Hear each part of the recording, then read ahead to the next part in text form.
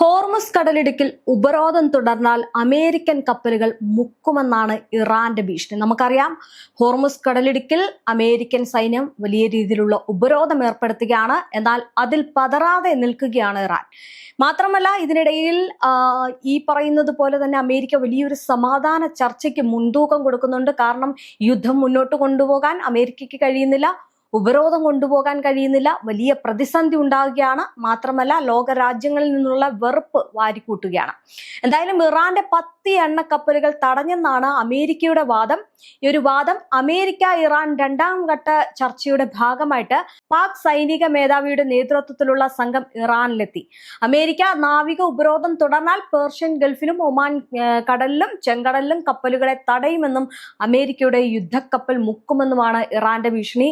Iran അതുപോലെ ചെയ്യും. ഇനി ഇറാന്റെ ആണവ പദ്ധതികളെയും ഹോർമുസ് വഴിയുള്ള ഗതാഗതത്തെ നിയന്ത്രിക്കാൻ ലക്ഷ്യമിട്ട് അമേരിക്ക 13 പടക്കപ്പലുകളെയും പോർ വിമാനങ്ങളെയും മേഖലയിൽ വിന്യസിച്ചതായിട്ടാണ് റിപ്പോർട്ടുകൾ വരുന്നത്. പക്ഷേ ഇക്കാര്യങ്ങളൊക്കെ നടക്കുന്നുണ്ടെങ്കിലും വലിയ പ്രതിസന്ധിയിലും ആശങ്കയിലുമാണ് ട്രംപ്. മാത്രമല്ല, ഈ ഉപരോധം എത്രയും പെട്ടെന്ന് നിർത്തണമെന്ന നിലയിലേക്ക് കാര്യങ്ങൾ പോയിക്കൊണ്ടിരിക്കുകയാണ്. കാരണം ചൈനയുടെയും റഷ്യയുടെയും ഒക്കെ ഉൾപ്പെടെയുള്ള കപ്പലുകൾ ഇറാനിലേക്ക് എത്തുന്നതും ഇറാനിൽ നിന്ന് പോകുന്നതും വളരെ നിർണായകമായിട്ടുള്ള കാര്യങ്ങളാണ്. അപ്പൊ അത്തരം നീക്കങ്ങൾ നടന്നു കഴിഞ്ഞാൽ ഇതിനിടയിൽ ചൈനയും റഷ്യയും വരും. അപ്പൊ ആ ഒരു കാര്യങ്ങളൊക്കെ വലിയൊരു പ്രശ്നത്തിലേക്ക് നയിക്കുമെന്നുള്ളത് ട്രംപിനറിയാം. അതുകൊണ്ടാണ് ഈ കാര്യങ്ങൾ ട്രംപ് വലിയൊരു ആശങ്ക ഉണ്ടാകുന്നത്. എന്തായാലും ഇതിനിടയിലും അമേരിക്ക ഉപരോധം ഏർപ്പെടുത്തിയ ചൈനീസ് കപ്പൽ ഹോർമുസ് കടന്നത് പുതിയ ചർച്ചകൾക്ക് വീണ്ടും വഴി തുറന്നിട്ടുണ്ട്. ഇനി സംഘർഷ സാധ്യതകൾ നിലനിൽക്കുമ്പോഴും സമാധാന ചർച്ചകൾക്കും മധ്യസ്ഥ ശ്രമങ്ങൾക്കും മേഖലയിൽ വേഗത കൂട്ടിയിട്ടുണ്ട്. ഈ വെടിനിർത്തൽ സാധ്യതകൾ ആരായുന്നതിനായിട്ട് പാകിസ്ഥാൻ പ്രതിനിധി സംഘം ഇറാനിലെത്തുന്നുണ്ട്. മാത്രമല്ല, തുർക്കിയും സമാധാന ശ്രമങ്ങളിൽ പങ്കുചേരുന്നുണ്ട്. ഈ ഒരു ഹോർമുസ് കടലിടുക്ക് വളരെ നിർണായകമാണ്. അതുകൊണ്ട് തന്നെയാണ് ഇന്ന് രാജ്യങ്ങൾ ഒരു സമാധാന ചർച്ചയ്ക്ക് വേണ്ടിയിട്ട് ഒരു മുൻതൂക്കം കൊടുക്കുന്നത്. പക്ഷെ ഇതിൽ ഏറ്റവും കൂടുതൽ മുന്നിട്ട് നിൽക്കുന്നത് ട്രംപ് തന്നെയാണ്. കാരണം ഈ യുദ്ധം കൊണ്ടുപോകാനുള്ള ശേഷി ട്രംപിനില്ല എന്ന് മനസ്സിലാക്കി.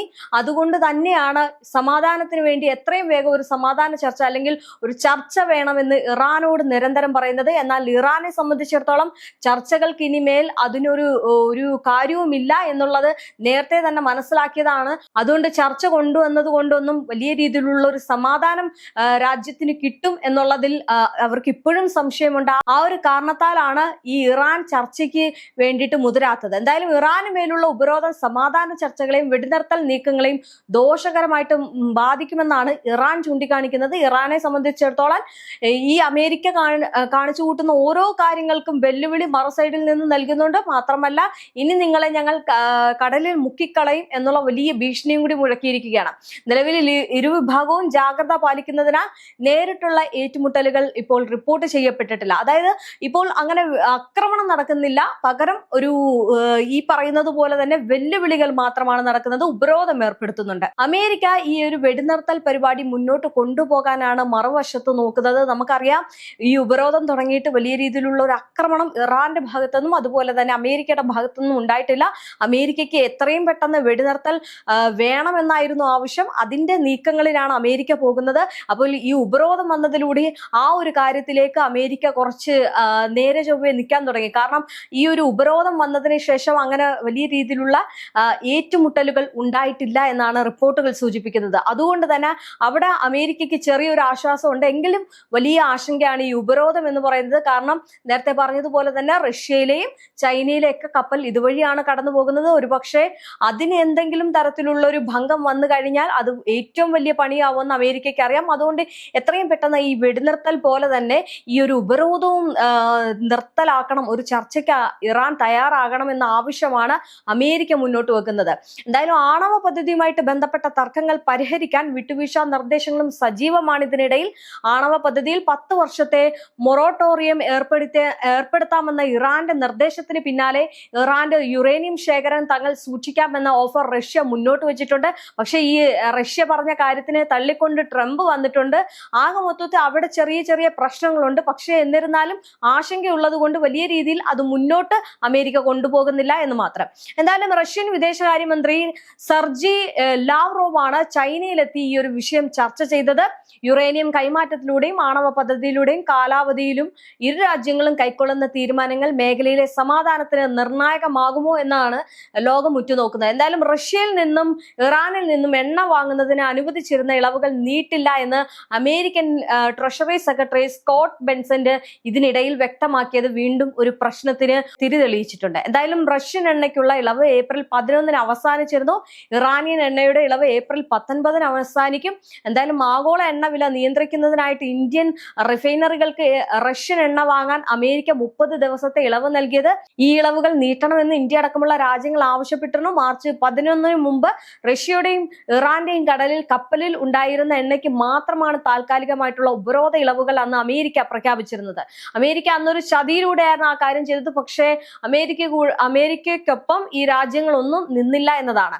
എന്തായാലും ഇറാനെതിരെയുള്ള അമേരിക്കയുടെ നാവിക ഉപരോധം നിലവിലെ വെടിനിർത്തൽ കരാറിന്റെ ലംഘനമാണെന്നാണ് ഇറാന്റെ Khatam Al Anbiya central headquarters commander major general Ali Abdullahi പറഞ്ഞിരിക്കുന്നത്. ഈ ഉപരോധം തുടരുകയാണെങ്കിൽ പേർഷ്യൻ ഗൾഫ്, ഒമാൻ കടൽ അല്ലെങ്കിൽ ചെങ്കടൽ എന്നിവിടങ്ങളിലൂടെയുള്ള എല്ലാ കയറ്റുമതി ഇറക്കുമതി പ്രക്രിയയും തടയുമെന്നാണ് അദ്ദേഹം മുന്നറിയിപ്പ് നൽകിയിരിക്കുന്നത്. അങ്ങനെയാണെങ്കിൽ ലോകം മൊത്തത്തിൽ ഇരുട്ടിലാകും, ലോകം മൊത്തം സ്തംഭിക്കുമെന്നതിൽ സംശയമില്ല.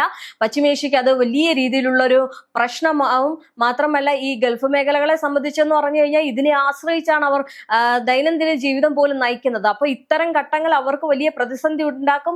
ഈ തടഞ്ഞു വെക്കൽ എന്ന് പറയുന്നത് അത് നമുക്ക് പറയുമ്പോൾ അങ്ങ് എളുപ്പം പറഞ്ഞു പോകാം. പക്ഷെ ഒരു ദൈനംദിന ജീവിതത്തിൽ അവർക്ക് ഫുഡ് അല്ലെങ്കിൽ ഈ പറയുന്ന ട്രാവൽ ചെയ്യണമെങ്കിൽ എണ്ണ, അതുപോലെ തന്നെ പ്രകൃതി ദ്രവീകൃത വാതകം, അങ്ങനെയുള്ള വലിയ വലിയ വെല്ലുവിളികൾ ഈ പശ്ചിമേഷ്യൻ മേഖലയിൽ ഉടലെടുക്കും. അത് ഈ സാധാരണ ജനങ്ങളെ സംബന്ധിച്ചിടത്തോളം വലിയ പ്രശ്നവും. ഈ കാര്യം നടക്കുന്നതിനോടൊപ്പം തന്നെ വലിയൊരു പ്രശ്നം എന്ന് പറയുന്നത് അവിടെ വിലക്കയറ്റവും കൂടുതലാകും. അങ്ങനെ ഈ ഒരു പ്രശ്നം വലിയ രീതിയിൽ തന്നെ പോകുമെന്നത് അറിയാം. എന്തായാലും ആ കാര്യം വെച്ചുകൊണ്ട് തന്നെയാണ് ഇപ്പോൾ ഇറാൻ അതിനെ ഭീഷണിപ്പെടുത്തുന്നത്. എന്തായാലും ഇറാൻ അത്തരം കയറ്റുമതികളെ തടയുമെന്നാണ് മുന്നറിയിപ്പ് നൽകിയിരിക്കുന്നത്. ഇറാനിയൻ വാണിജ്യ കപ്പലുകൾക്കും ഓയിൽ ടാങ്കറുകൾക്കും സുരക്ഷാ ഭീഷണി സൃഷ്ടിക്കുന്ന അമേരിക്കയുടെ ഈ ഒരു നിയമവിരുദ്ധ നടപടിയെ ഇറാന്റെ സായുധ സേന ശക്തമായിട്ട് നേരിടുമെന്നും ദേശീയ പരമാധികാരം സംരക്ഷിക്കാൻ ഏതറ്റം വരെ പോകുമെന്നും അദ്ദേഹം പ്രസ്താവനയിൽ വ്യക്തമാക്കി. ഒന്ന് ആലോചിച്ച് നോക്കിക്കേ, ഏതറ്റം വരെയും ഞങ്ങൾ പോകും, ഞങ്ങൾക്ക് അതിൽ പ്രശ്നമില്ല എന്നുള്ള രീതിയിൽ നിലപാടിൽ ഉറച്ചു നിൽക്കുകയാണ്. ചർച്ചകൾക്ക് യാതൊരു തരത്തിലുള്ള വിട്ടുവീഴ്ചയും ഇറാൻ നൽകുന്നില്ല. അതേസമയം തന്നെ 48 മണിക്കൂറിനുള്ളിൽ ഇറാനിയൻ തുറമുഖങ്ങളിൽ നിന്ന് പുറത്തു പോകാൻ ശ്രമിച്ച 10 കപ്പലുകളെ തിരിച്ചയച്ചതായിട്ട് അമേരിക്കൻ സെൻട്രൽ കമാൻഡ് അറിയിച്ചിട്ടുണ്ട്. പക്ഷേ ഇത് പൊള്ളയായിട്ടുള്ള വാദമെന്നാണ് ഇറാൻ പറയുന്നത്. കാരണം അത്തരമൊരു സംഭവം നടന്നിട്ടില്ല എന്നും ഇറാൻ പറയുന്നുണ്ട്. എന്തായാലും ഇറാനിയൻ ചരക്ക് കപ്പലിനെ US സ്പ്രോൺസ് എന്ന മിസൈൽ ഡിസ്ട്രോയർ ഉപയോഗിച്ച് തടയുകയും വിജയകരമായിട്ട് വഴിതിരിച്ചു വിടുകയും ചെയ്തതായിട്ടാണ് ഈ അമേരിക്കൻ സൈന്യം പ്രസ്താവനയിൽ പറയുന്നത്. പക്ഷേ ഇതെല്ലാം തള്ളി ഇറാൻ രംഗത്തെത്തിയിട്ടുണ്ട്. അത്തരം ഒരു റിപ്പോർട്ടുകൾ പോലും ഇല്ല എന്നാണ് പറയുന്നത്. എന്തായാലും അമേരിക്ക തങ്ങളുടെ തുറമുഖങ്ങൾക്ക് മേലുള്ള ഉപരോധം പിൻവലിക്കാൻ തയ്യാറായില്ലെങ്കിൽ ഗൾഫ് മേഖലയിലെ മുഴുവൻ വ്യാപാരവും തടയുമെന്ന് ഇറാൻ പറഞ്ഞത് അവിടുത്തെ പശ്ചിമേഷ്യയും വിറപ്പിക്കുകയാണ്. ഗൾഫ് മേഖല ആകെ മൊത്തത്തിൽ ആശങ്കയിലാക്കുന്ന ഒരു കാര്യമാണ്. അതുകൊണ്ട് തന്നെ അവരും ആകെ ഭീതിയോടെയാണ് കഴിയുന്നത്. അന്താരാഷ്ട്ര രാഷ്ട്രീയത്തിന്റെ സമാധാനത്തിന്റെ വാക്താക്കളായിട്ട് സ്വയം ചമയുമ്പോഴും തങ്ങളുടെ താല്പര്യങ്ങൾക്ക് വഴങ്ങാത്ത രാജ്യങ്ങളെ സാമ്പത്തികമായിട്ടും സൈനികമായിട്ടും വരിഞ്ഞു മുറുകുന്ന ഒരു നയമാണ് അമേരിക്ക നടത്തുന്നത്. അമേരിക്കൻ തന്ത്രത്തിന്റെ ഒടുവിലത്തെ ഉദാഹരണം കൂടിയാണിത്. എന്തായാലും പാകിസ്ഥാനിൽ നടക്കാനിരിക്കുന്ന ചർച്ചകൾ വളരെ നിർണായകമായിരിക്കും. ഇറാനെ സംബന്ധിച്ചിടത്തോളം ഇത് വെറും ഒരു ചർച്ചയല്ല, മറിച്ച് സ്വന്തം പരമാധികാരത്തെ പണയപ്പെടുത്താൻ ആവശ്യപ്പെടുന്ന അമേരിക്കയുടെ ധാർഷ്ട്യത്തിനെതിരെയുള്ള പോരാട്ടമാണ്. അതുകൊണ്ട് തന്നെയാണ് അവർ ഈ ഒരു ചർച്ചയിൽ വലിയ രീതിയിൽ ഒരു മുൻതൂക്കം കൊടുക്കാത്തത്. കാരണം ചർച്ചയിൽ ഇറാന് വിശ്വാസമില്ല. ചർച്ച കൊണ്ടുവരുന്ന അമേരിക്ക അതേപോലെ തന്നെ ചതിക്കുന്ന ഒരു അവസ്ഥയാണ് ഇത്രയും ഒരു സമയത്തിനുള്ളിൽ നടന്നത്. അത് ഇറാൻ മനസ്സിലാക്കി. അതുകൊണ്ടാണ് ചർച്ചയ്ക്ക് വലിയ രീതിയിലുള്ള മുൻതൂക്കം ഇപ്പോൾ ഇറാൻ കൊടുക്കാത്തതും ചർച്ചയ്ക്ക് വഴങ്ങാത്തത്. എന്തായാലും പ്രതിദിനം $435 മില്യൺ നഷ്ടം വരുത്തി വെക്കുന്ന അമേരിക്കൻ ഉപരോധങ്ങൾ ഒരു ജനതയാകെ പട്ടിണിയിലാക്കും, ദുരിതത്തിലാക്കും.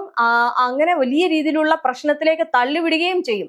ഈ ഒരു കടുത്ത പ്രതിസന്ധികൾക്കിടയിലും പടിഞ്ഞാറൻ ശക്തികൾക്ക് മുന്നിൽ മുട്ടുമടങ്ങാതെ നിൽക്കുന്ന ഇറാന്റെ നിലപാട് എന്ന് പറയുന്നത് ആഗോള രാഷ്ട്രീയത്തിലെ ചെറുത്തുനിൽപ്പിന്റെ പ്രതീകമാണ്. എന്തായാലും ഹോർമുസ് കടലിടുക്കിലൂടെയുള്ള വ്യാപാരം തടയുന്നതിലൂടെ ഇറാന്റെ സാമ്പത്തിക അടിത്തറ തകർക്കാൻ അമേരിക്ക ശ്രമിക്കുമ്പോൾ അത് കേവലം ഒരു വ്യാപാര തകർക്കലല്ല, മറിച്ച് ഒരു രാജ്യത്തെ ആകെ ശ്വാസം മുട്ടിക്കാനുള്ള ശ്രമമാണ്.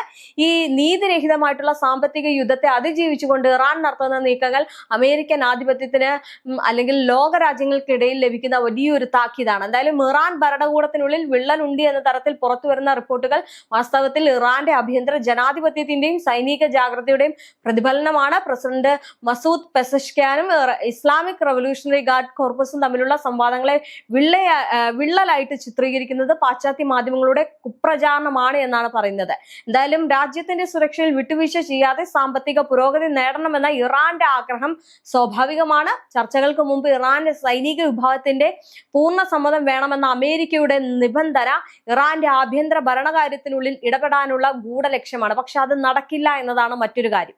ഇറാനിലെ ജനങ്ങളുടെ താല്പര്യങ്ങൾ സംരക്ഷിക്കാൻ പ്രതിജ്ഞാബദ്ധമായ ഒരു സൈന്യത്തെ ചർച്ചാമേശയിലേക്ക് വലിച്ചിഴക്കുന്നത് അവരെ ദുർബലപ്പെടുത്താനുള്ള തന്ത്രമാണെന്ന് ഇറാൻ അറിയാം. അതുകൊണ്ട് ഇറാൻ അത്തരം നീക്കങ്ങളിലേക്ക് പോകത്തില്ല, ഒരിക്കലും അമേരിക്കയ്ക്ക് മുന്നിൽ മുട്ടുമടക്കില്ല.